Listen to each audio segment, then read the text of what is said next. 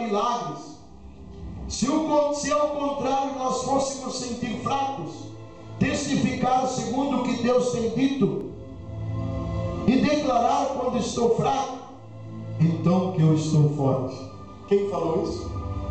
Paulo. Ele disse assim para a igreja onde ele servia, a igreja da Galácia. Eu disse: meus irmãos, quando eu penso que eu estou fraco, eu digo que eu estou forte. Foi isso que saiu da boca dele. Então a fraqueza, muitas vezes, não convém nós a falar, a não ser a Deus. Eu reconheço: Senhor, se não fosse tu, a queda seria feita. Amém?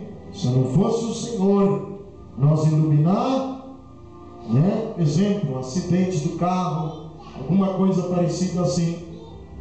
O nosso testemunho da palavra derrota o senso da fraqueza. A tua palavra derrota o senso da fraqueza. A palavra boa, a palavra forte, ela derrota o senso da fraqueza. Assim nós fortalecemos para fazer proezas, glorificamos a Deus, o único que pode transformar a fraqueza em força, tornando o fraco em vitorioso. Quem quer sair daqui vitorioso? Amém? Amém? Louvado seja o nome do Senhor. As horas têm se passado, vamos se pôr de pé. Quantos voluntários nós temos para enfrentar esse jejum de 21 dias? Amém. Tua vida não será mais a mesma.